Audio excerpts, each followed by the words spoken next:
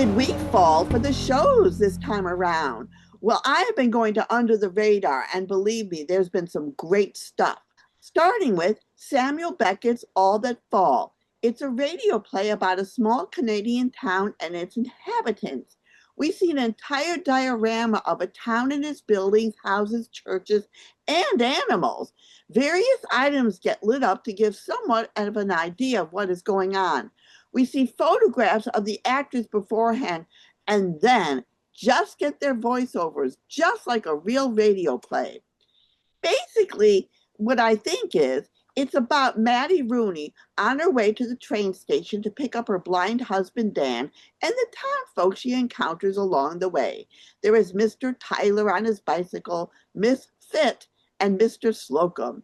And the funniest scene that I could relate to was when Mr. Slocum offered her a ride in his car to the station.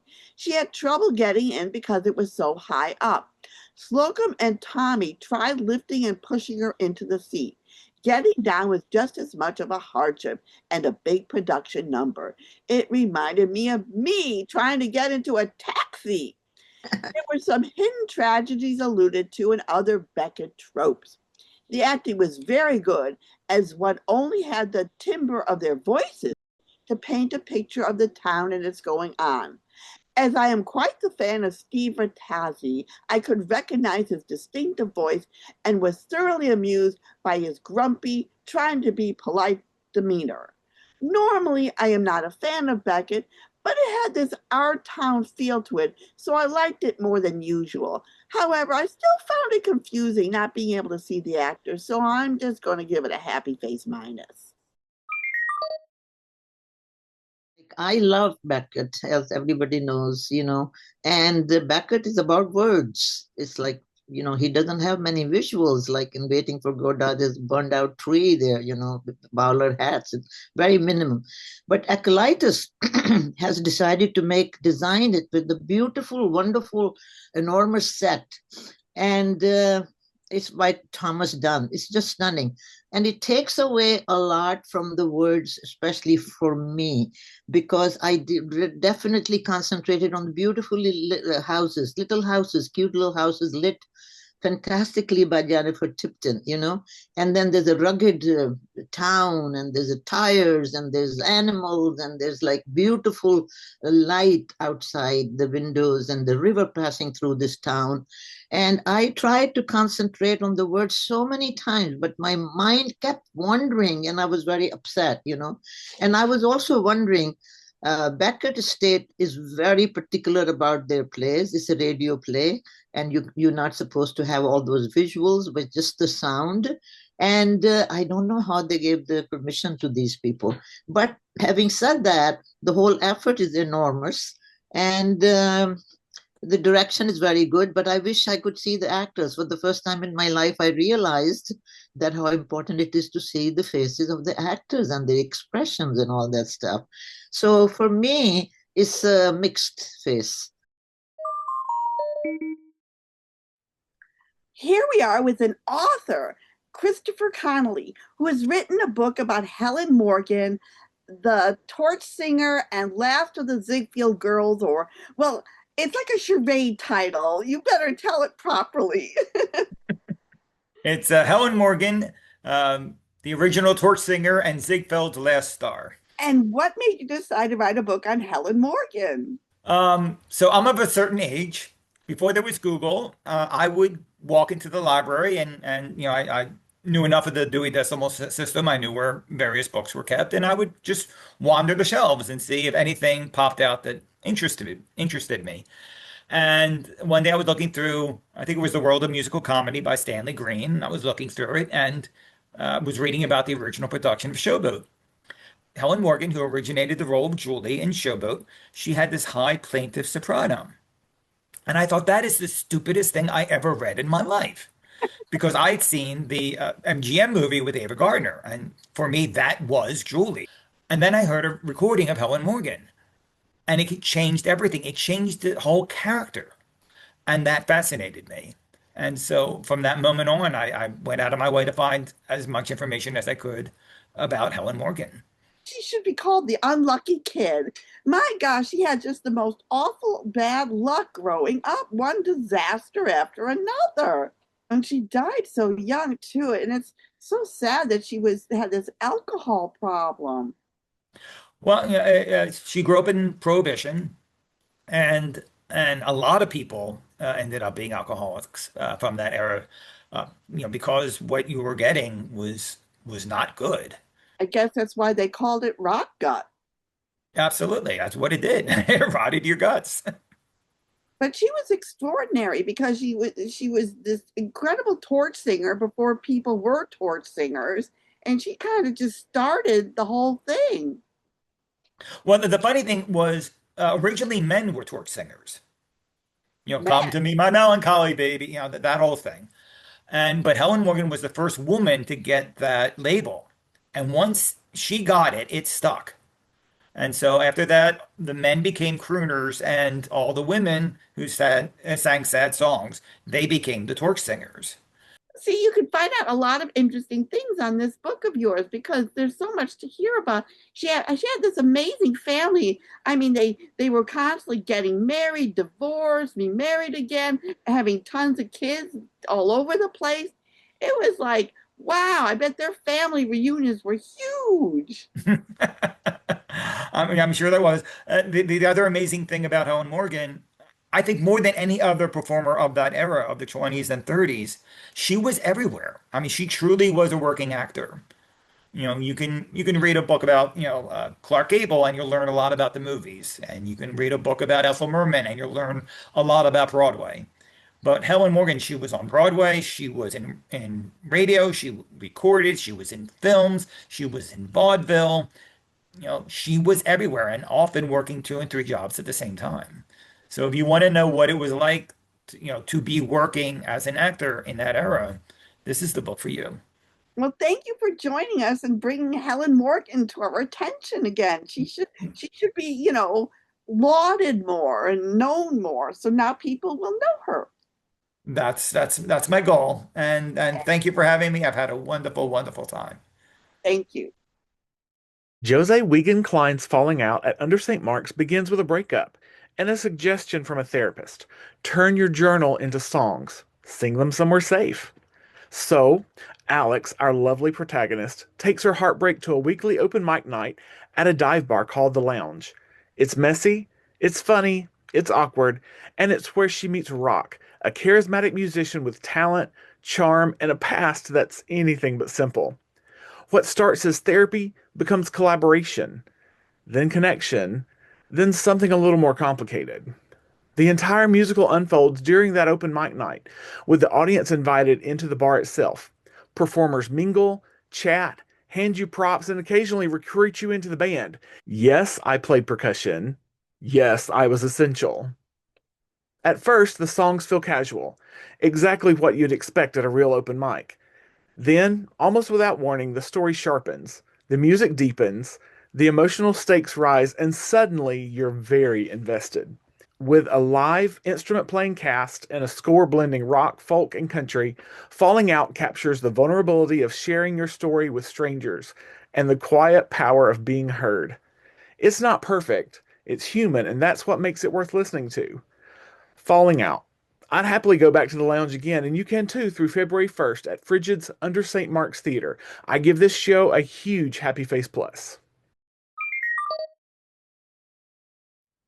George Aboud's adaptation of Brecht Weil's 1928 Die Dreigroschenoper, itself an adaptation of John Gay's 18th century English The Beggar's Opera. This time it's set in contemporary New York City with a focus on politicians, police, here represented by the police chief Tiger Brown, and shady businessmen, here Mr. Peachum, exploiting the deportation of undocumented aliens for their own purposes. McKeith is a master criminal who marries Peach's daughter, Polly, much to the chagrin of her parents, who lament Lakeith's not pure white alien status. With info from McKeith's former girlfriend, pirate Jenny, Peachum is able to get McKeith arrested. The police chief, Tiger Brown, is an old army buddy of McKeith, and he tries to protect his criminal friend. Both Polly and Lucy Brown lay claim to McKeith's affections. This production is presented as a slapstick meta-theatrical work. Unlike the suavely dangerous McKeith that I expected to see, Georgia Booth seems to be channeling Groucho Marx, both in his quips and asides and his silly walk choreography. Mr. Abood is indeed a gifted comedian, but I just could not abide his interpretation of McKeith. I couldn't enjoy the comedy, which seemed to me both inane and obscuring the story. Most of the time, I was appalled by the misdirection, as I perceived it, and the often muddying of the songs. There were for me some fortunate exceptions. The extremely talented cast sung the introductory ballad of Mac the Knife a cappella. Both Katrina Lenk as Jenny and Georgia Booth as McKeith did a fine job of singing the ballad of sexual dependency, here labeled misleadingly sexual addiction. Again, the staging, which separated the singers and burdened them with awful choreography, was far from ideal. I also loved Paula Gautier as Pam, who hauntingly sang the beautiful It Never Was You from Kurt Weill Maxwell Anderson's Knickerbocker Holiday. It really does not belong in Threepenny Opera, but it was a beautiful gift here. I've rarely found myself hating a production of a favorite show with such a gifted cast. I have to rate this unhappy face plus the plus for the talent here wasted. Now, see, I absolutely love this. I thought this captured the spirit of Bertolt Brecht beautifully, who was extremely political person, and he loved breaking down the wall, and he was very tongue-in-cheek. So I thought Groucho Marx was hilarious to be McKeith. It added to it. And then also they had Barbara Walsh as Polly Peach, who was supposed to be the 16-year-old, and I think she's more like 50 or something. And they kept making jokes about how she was a sweet, innocent thing. And it was just very funny. So there was lots of visual gags as well. I happen to like the choreography, and the ensemble was wonderful. They switched out and they had these cute little voices and everything. And what I find absolutely shocking, that you love Ivo Van Hove, you love Jamie Lloyd, you love these people that take these wonderful shows and tear them apart and turn them into something ridiculous and horrible and terrible. At least here, it stuck to Bertolt Brecht and Kurt Weill's vision. And also, I love the fact that it went against ice, because it's very, very relevant right now. And it shows how this beggar's opera that was written in the 18th century can still be made relevant today. Just change some of the lyrics and everything. And also, Mary Testa, I think, was underutilized. She is such a powerhouse singer, and she was reduced to being Lucy Brown. And I just thought this was just a brilliant, fresh version of Threepenny Opera. I felt it had almost nothing to do with Threepenny Opera. And Brecht is not into inane, stupid slapstick comedy. He's very much into analysis of stuff and not into all this crappy meta-theatrical jokes about, the play. I really think Ivo Van Hove and the guy who directed, what was it? Sunset Boulevard have a vision which gets to the heart of the play and treats it seriously. This was just like a really stupid comedy that had nothing to do and sort of buried the Brecht-Weill masterpiece under piles of junk. are being so hypocritical here because Jamie Lloyd, Eva Von Hope, they completely throw out the text. I mean, Sunset Boulevard, they had video cameras. What's that got to do with the 1940s? They had no scenery, no nothing. Jamie Lloyd does Cyrano de Bergerac without a nose. They don't care about the text. They just throw it all out and they don't care. Here, he really took the spirit of Bertolt Brecht, who is very metaphysical. And they did. I mean, the Beggar's Opera, it's all satire, poking fun of what's going on around them. And in this case, they did it against ICE, which I thought was extremely relevant. And I just thought it was genius and brilliant. And I just thought Bertolt Brecht and they would love this. But you like things avant-garde and stupid and Tartuffe to be nothing but people throwing food at each other. So no, you are so wrong here. Well, I completely disagree with you. This was, really just absolute dreck. Well, not to me. To me, it was superlative. So you can either listen to me or to Mark. But I mean, if you want to see, if you hate ICE and what ICE is doing right now, you are going to love this production. And it's got this amazing cast. And I also, I mean, I'm surprised you didn't say anything against this, but I thought this was another thing that I just thought was kind of funny, was that, instead of singing these things beautifully, and they deliberately sang them off key. And I just thought it just made it even more like real and fresh and satiric and winking. And it just, I love this version of Three Penny Opera more than I'd ever thought I could. I give this a major, huge happy face. Pen Pals by Michael Griffo is about two women, Bernie, who lives in Newark, New Jersey, and her pen pal, Mags, who lives in Sheffield, England. They start writing when they are just teenagers and continue for 5 decades. It is done in the style of Shaw's Dear Liar or A.R. Gurney's Love Letters. The women sit on opposite sides of the stage and read their letters. The play takes you on a journey of two ordinary women and their lives and friendship. There is a revolving cast of two women, and they each bring something special to their performances. I saw Obie Award-winning actress and Tony-nominated actress Leanne Cox and the TV star from Little House on the Prairie, Melissa Gilbert. And they were both so wonderful together and had such chemistry. I just love this. Major happy face. Henry Feldman's Shelter in Place is a fun situation comedy set in a hurricane. Spineless Frank is beset with family and guests that won't leave or leave him alone to prepare for the hurricane. Can he develop a backbone against these selfish people? It's easier to withstand a hurricane than these people. Over-the-top comic ensemble. The only real person in the group was Elisa Simon, the calm in the storm. All this heightened craziness swirled around her, and she had an actual real crisis to deal with.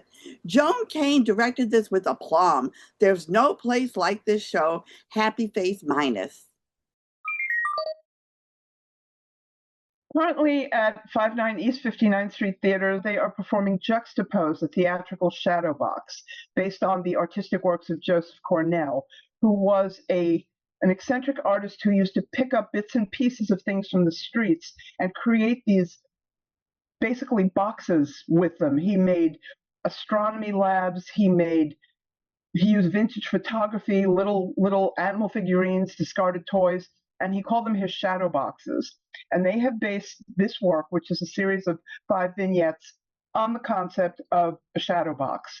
The main set is this huge white frame, which suggests the box, in which the actors act, dance, they work around it, they work with it, and it really centers the performance. It's on the stage constantly. The setting is an old tenement, and given the costuming, you think it's the 1930s, but there's an old radio there which is constantly blaring these very 21st century warnings about things like mass extinction, climate change, environmental disasters, looming wars. And at one point, you actually hear the sounds of air raid sirens and bombs falling. The cast is flawless. Mark Jaster and his wife Sabrina Selma Mandel are the landlady of the tenement and a collector. And the rest of the troupe is Gwen Grasdorf as Spilith, who plays this human star. She comes crashing through the tenement roof. I thought she was an extraterrestrial, but she is a star come to Earth to basically help people. Sarah Olmsted Thomas as Etoile, the ballet dancer, and Alex Vernon as Blue, the fantastic illusionist. It's a very moody play, and at times you are laughing hysterically. There's a dance that involves lobster claws and white tutus, and other times you are basically clenching your teeth because what's going on stage is so relevant to what's happening in America today. There were times when the piece made me remember how New York felt in the days right after 9/11.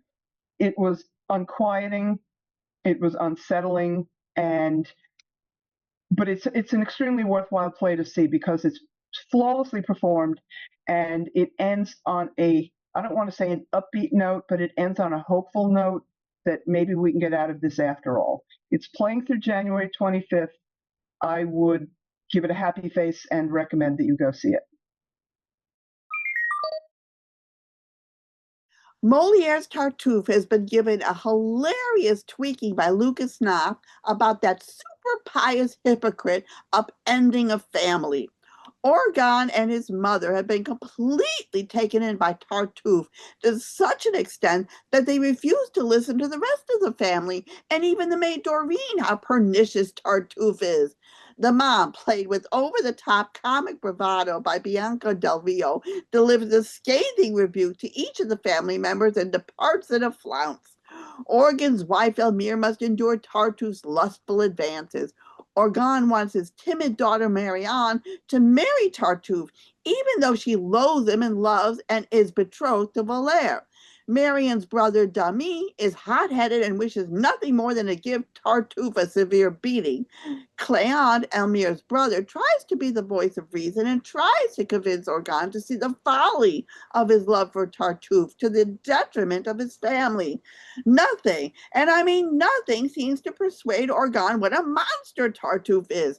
Much like those deluded MAGA people today, will Orgon finally come to his senses before it is too late and he loses everything? This is one of the finest assemblage of actors I have ever seen, led by Matthew Broderick as Tartuffe, who is positively slimy. He makes us root for that family, want to join them in their intervention to rid the world of this harmful individual. Sounds familiar to what is going on right now? This Tartuffe couldn't have come at a better time, and the costume design by Enver Charkartosh is absolutely stunning. I have a lot more to say on Facebook, but stop listening and hightail it to New York Theater Workshop to see the brilliantly conceived Tartuffe, choreographed by Raja Feather Kelly and directed by Sarah Benson, Grand Visage Rose, or Big Happy Face. I'm reviewing Sima and E.G., composed by Leonard Lerman and directed by Lissa Moira. These two shows are running repertory at TNC, and they both are compelling stories about Jewish characters. In Sima, an opera about the 1905 pogroms, there are many Jewish children who are orphaned, and so a prominent couple, Regina and Yaakov, decide to go to an orphanage and adopt a young girl named Sima. They feel they're on a mission to tell their friends to adopt orphans. However, they are less than kind to their Ukrainian maid, who is the first to notice the child has difficulty living in a stable environment. Several power struggles follow, which uncover the characters' biases. It's a charming show presented in the matter of silent film, with many projected images that set the scene, wonderful costumes, and beautiful direction of a large chorus of orphans by Lissa Moira. The second piece is E.G., about prominent 20th century anarchist Emma Goldman. The bonus in this piece is that you get to see all of the data about her male lovers, who are all played by Leonard Lerman, the composer. He is also at the piano playing rousing 20th century American music. You might think that she peaked in 1917, at which point she was deported to her native Russia, but this show focuses on the time in 1933 when she was given a visa to come back to the United States for a lecture tour. And we hear about all the good old days, about free love, and about everything that Karen Hartglass, a very powerful performer playing Emma, can show us. I give both of them a happy face. Detonation Rat Cabaret, a subterranean odyssey, written and directed by J.C. Augustin. There are millions of rats in New York City, and I suppose they are tired of being hated. Is it time for an uprising with a live rock band? Yes, it is. If you want to see something visceral, that is literally performed in an underground cabaret, the Cabaret Theater downstairs at Theater for New City, come and see this show that plays until January 25th. You'll see drag performers, you'll see a skunk singing in French, and you'll see many, many rats with distinct personalities, made up in beautiful costumes by Clara Chan, which are more relatable than those in Cats, I feel. You will see them being targeted by the city's rat czar, and you will see them making a social movement. The emerging protagonist is a gutter rat played by Alyssa Blinn, who is visibly pregnant and gives birth on stage to a litter of singing angry rats. It is a powerful piece that you will be inspired by. By the time you hear the finale, Under a Dirty Moon, you will gain much respect for these resilient rats. I give it a happy face. Our next show will be February 7th. BroadwayCon is still going on until January 25th. And the ongoing pen pal performances are until February 1st, Randy Graff and Beth Level, February 3rd to the 15th, Brooke Adams and Mary Lou Henner, and February 18th to the March 1st, Gina Torres and Carmen Cusack. A lot of our shows close for Under the Radar, so check out the Facebook page. But still ongoing is Visitors at PAC and Dream Feed, the Hawtplates, with my friend Kenita Miller-Hicks in it. And that's at here. Also closing January 25th is Dreamscape at 59A59 Theaters. And speaking of Moliere, the Ludicrous Lady starring Michael Emerson, benefiting Moliere in the Park, will be January 27th at 6:30 at the Explorers Club. And Greg Cotis and Anne Halliday continues with Wayfaring Strangers Improvised Bluegrass Musical, 7 p.m. Sunday, January 25th at the Pit. And The Hum, which is a very unique theatrical experience, I can't even explain it, is going on until February 2nd. And Encores is back with High Spirits, February 4th through 15th at New York City Center. And closing February 7th, still going on, is the Exponential Festival. Closing February 8th is Anne Gridley's Watch Me Walk at Soho Rep, and Compagnia de Colombari's King Lear at La Mama, which is 10 King Lears. That should be interesting. Favorites 54 Below has Uda Lemperer celebrating Marlene Dietrich's 125th birthday, January 29th and 31st. And at 92 NY, we have Nathan Lane talking with Mark Shaman, January 25th at 7 p.m.